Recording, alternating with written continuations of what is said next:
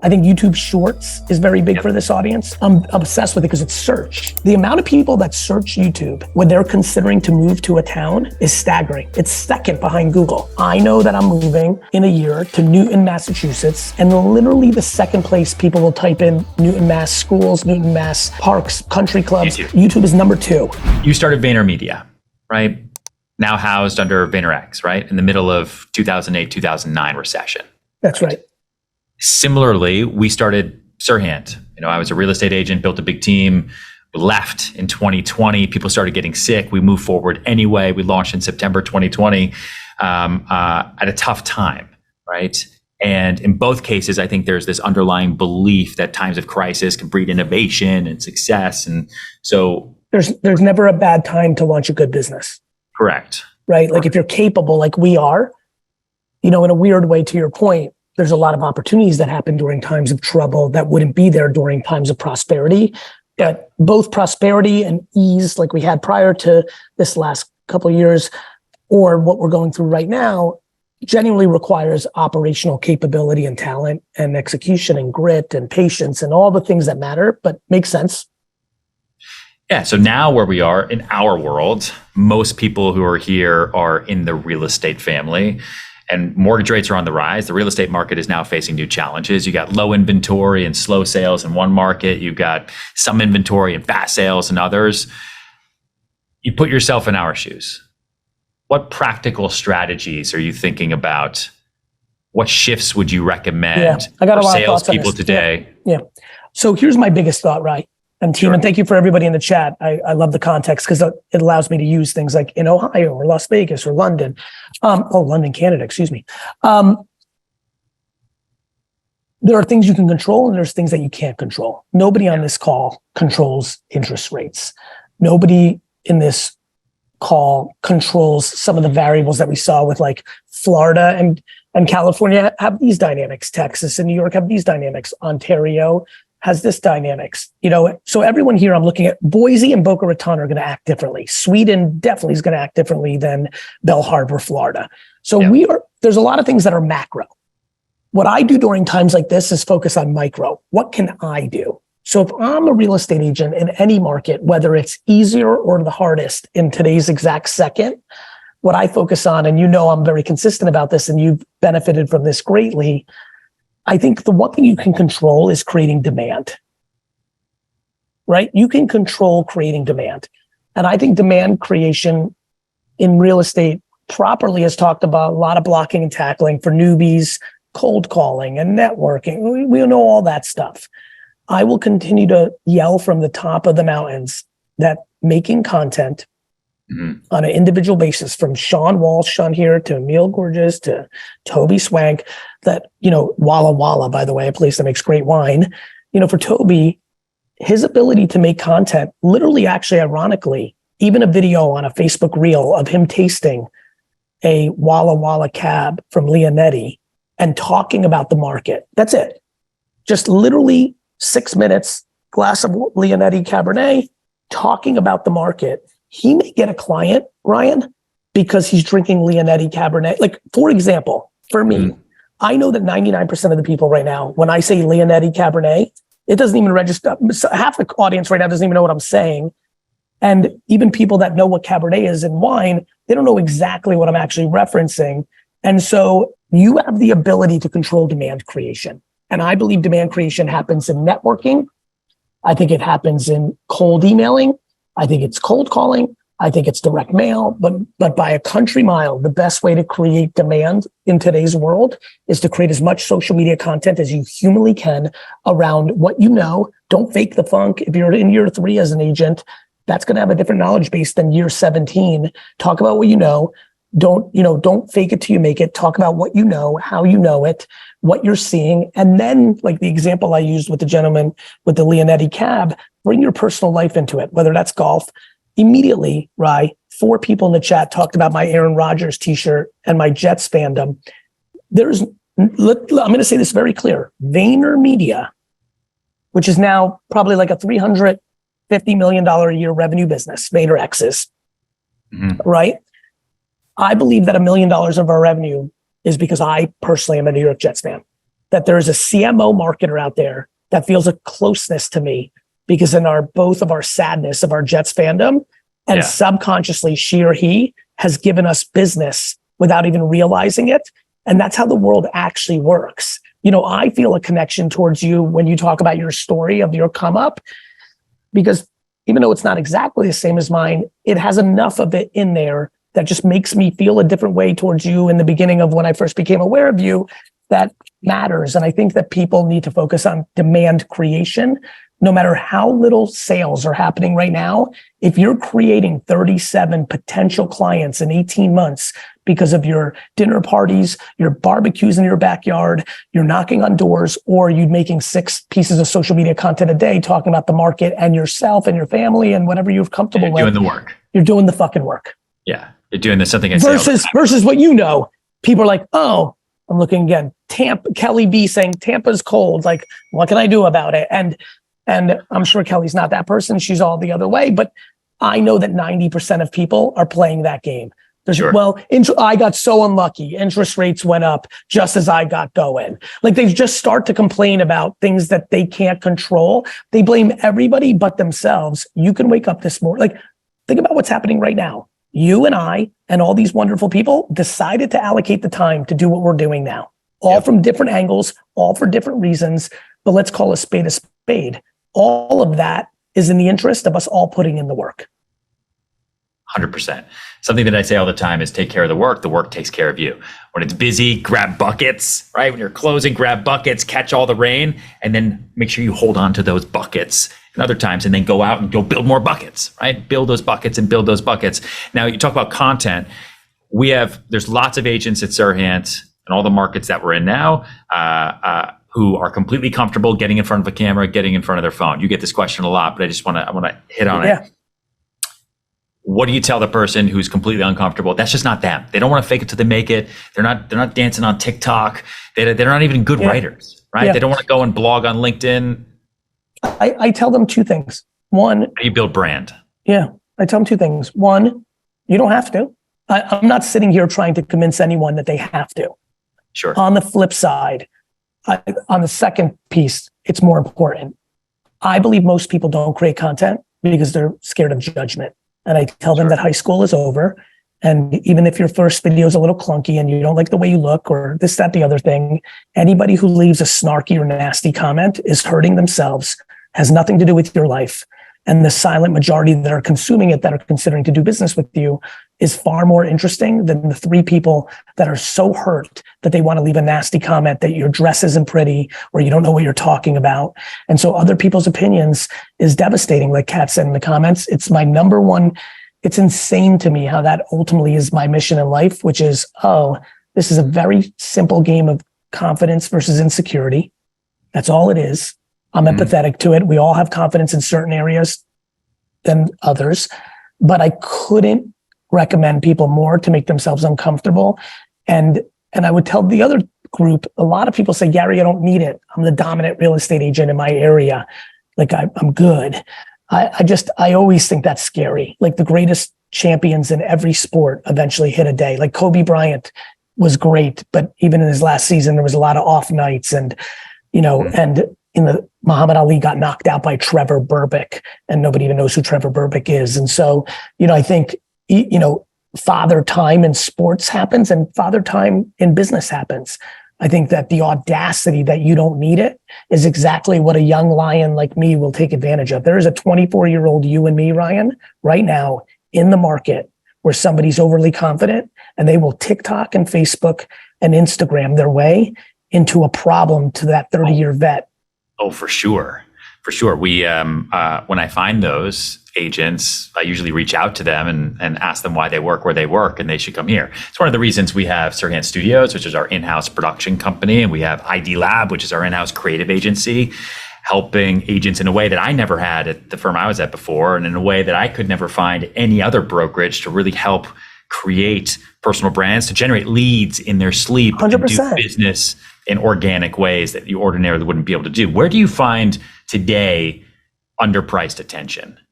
LinkedIn is obsessed. I'm obsessed with LinkedIn for everyone here because people's mind, I'll tell a couple things. One, You and I and everybody in here, when we go to TikTok versus when we go to Instagram versus when we go to LinkedIn, we are in 3 totally different psychological mindsets, right?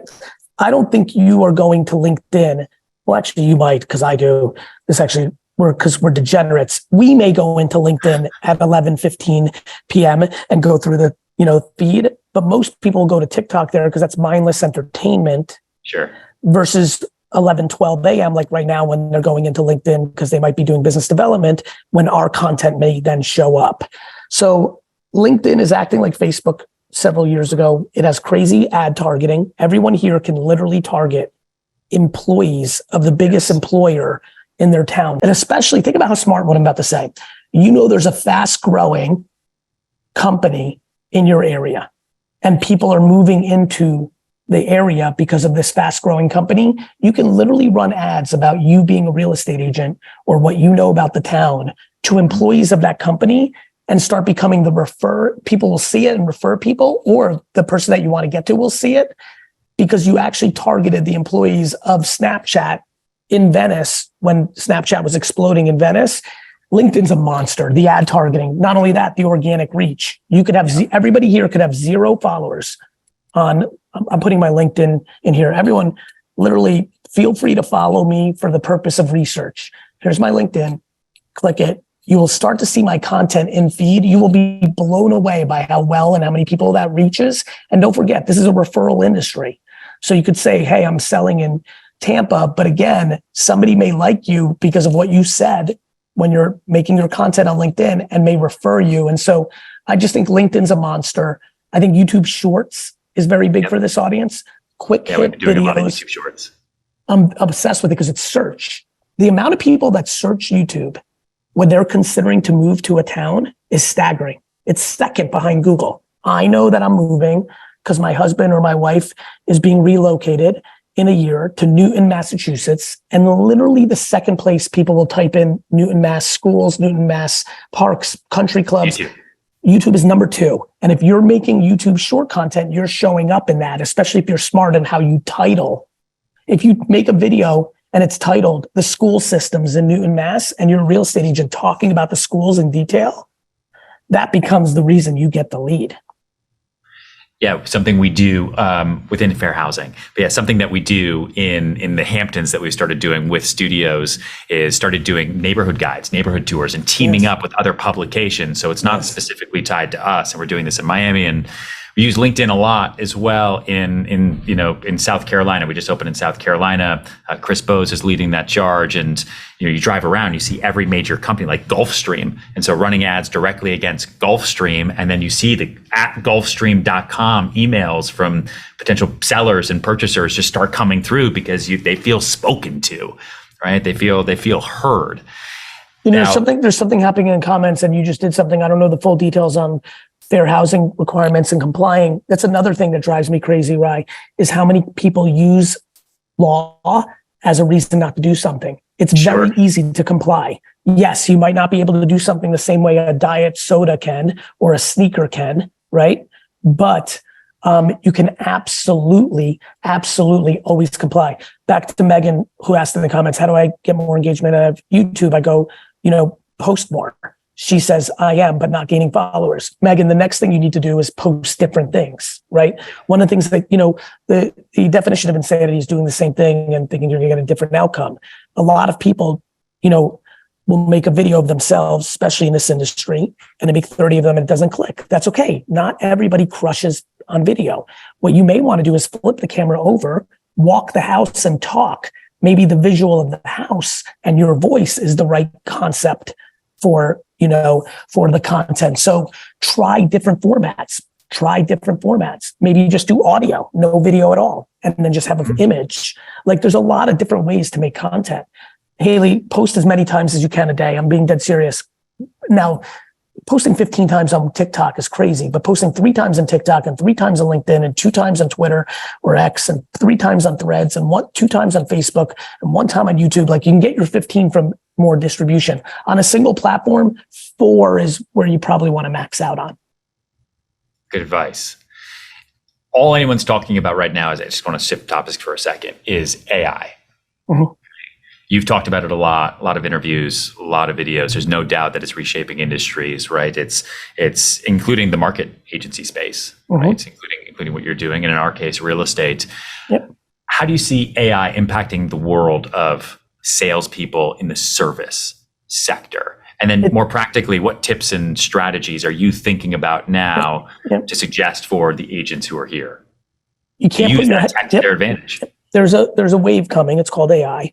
And everyone here is on the beachfront, right at the front. And we have two choices. Most people are putting their head in the sand, and this is their strategy. A couple of people are buying or building a surfboard, grabbing it, watching videos on how to surf, and are prepared to catch that wave. So first of all, my first practical piece of advice is every single person here who's like, fuck AI, I hate AI, it's ruining the world, it's bad, I'm scared of it. I've got good news for you. Just like your parents hated the internet, hated cell phones, hated email, hated iPhone, it's going to happen anyway. So either you decide to start getting educated or you decide to retire, which is fine. What do I think is going to happen? I think a lot of mundane actions are going to be AI'd out. So the person here who crushes cold emails is going to lose her or his advantage because I'm going to be able to type in, write me the best cold email to sell a house in Tampa, Florida, enter, and it's going to work. And then that means everyone can do it. Thus it becomes commoditized. Somebody asked, is Instagram dead in the chat? No, Instagram's harder now because everybody makes Instagram. 9 years ago, 11 years ago, when I was yelling that everyone should do Instagram, it was easier because if you made one, a lot of people saw it because there was less content and a lot of attention. It's just supply and demand, just like housing and homes and apartments. So, are you still on threads? Are you threading every day? Yeah, I'm threading every day. You know why? Even though it's down 70% from the height of the first week, 30% for me is still a lot of eyeballs, and there's higher consumption than there is on Twitter by percentage. The audience is smaller because it's kind of getting its legs underneath it, but that's, I am threading every day. I'm Xing every day. And I'm doing everything every day because I believe that no different than bench ads and billboards and direct mail and being the head of the PTA and sponsoring the Little League baseball team, if I'm trying to sell homes, I'm selling on attention and reputation. Yeah. And the one thing about social media is nobody can stop me and I don't have to pay. This is the thing that drives me crazy. If you want bench ads or bus stop ads or billboards or newspaper ads or direct mail, they charge you. This shit's fucking free. And everyone's like, oh, the algorithm fucked me. I'm like, it's fucking free, right? Yeah. It's free. Yes. You bring up a good point. You do so many things, right? One of the big things we talk to our agents with is they're building their teams, right? We have agents that join Serhant. They want to build their personal brands. They want to double their sales price, get to higher price points. They're using studios, ID Lab, all of our resources. It's all super cool. But then they have no time to breathe, right? They're operating every 5 minutes. They're all over the place. How do you look at 2023, the rest of the 2020s in terms of building operational teams, figuring out systems and process? Because most salespeople are here because they know how to sell, they know how to show, they know how to close, they know how to negotiate. If they don't, we work on it. But you run a lot of companies, you do a lot of things. You've got VeeFriends, you got family, you're everywhere. You're here right now. Does everyone just need to delegate? Everyone's got to hire? You got to judge yourself less. When you're juggling 30 balls, if 3 break, a father could judge themselves that, like, hey, you have a friend and acquaintance in Ryan, but that's not more important than a child. And you've decided to allocate 20 minutes to this at a time where you should probably be allocating it to that, right? To me, I'm not willing to judge myself and say that's a negative because that's not real life. Like, there's no such thing as perfect, right? And so what I think is super important is, first and foremost, for everyone who's operating, don't judge yourself when things go wrong. Literally right before, Ryan, the reason I was exactly on time and not 1 minute early to make sure you and your crew felt good was I had a text as I was setting up of a situation in my strategy department that's not going well.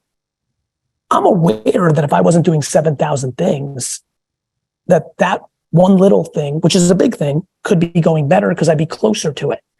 but then I wouldn't be doing 7,000 things. So this is very simple. It starts actually in a weird place, which is the judgment on oneself. You have to fall in love with micro losing to macro win. Ooh, I like that one. I'm going to note that. You can type that down right now? Yeah, I'm going to make that content. Sorry, this is how the magic gets made. It's how the brain works. 1 second. You have to fall in love with micro losing to macro win. Okay. So to me, I'm micro losing all day. This fucked up. This sale was lost. We lost this client. Then once you get over that hump and realize as long as you go get 11 wins and 7 losses, well, you've got +4.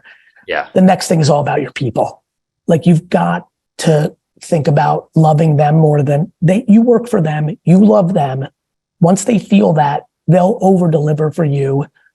And it's all about your direct reports, and then surrounding yourself with people that are good at the thing you don't like. So if you don't like operations and you're a salesman, you have to hire a number 2 that is obsessed with operations and doesn't like selling. Mm-hmm. Right? If you bring in someone who's operationally awesome and selling awesome, they're eventually not going to value you. But we all know this. One great thing about sales is whoever can make the money always has leverage. No matter what everyone here sucks at, we can all sell. And that's a fucking son of a bitch. Right? That continue, and we've all learned how to get better at other shit. And so keep those things. How important do you value your sales skills as an entrepreneur?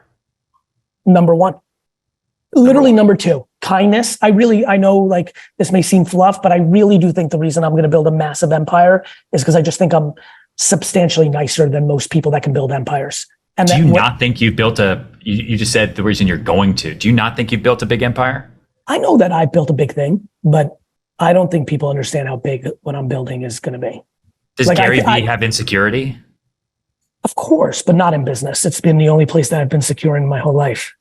I had way more insecurity in like asking a hot girl out in high school than I did about making $1 million in high school.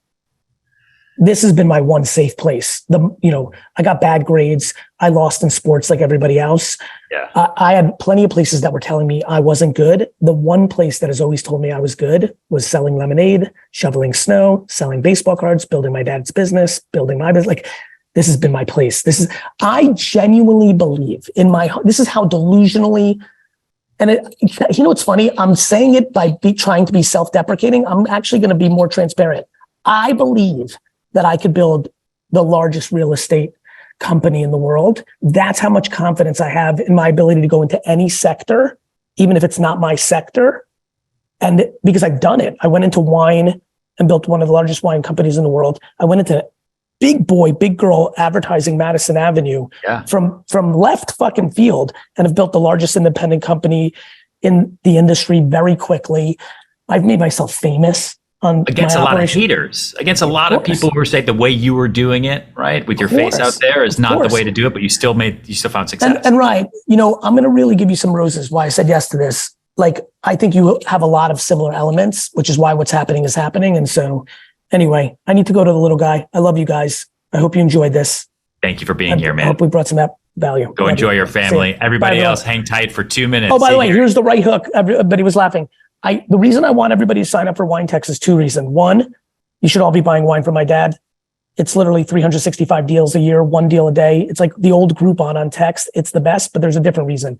Text marketing done right, could be the single biggest thing above even social media. So I think people should sign up for it. I know it doesn't work in every state, so I apologize, but you should look at it. A, you should always buy $50 wine for $20 or $100 wine for $30. Clients, events, we literally save money. But B, we literally look at 22,000 wines a year, right, to offer 365. But 2, a month of you consuming the text should open up ideas why you should all do text marketing. I love it. Awesome. Thank you, man. Cheers.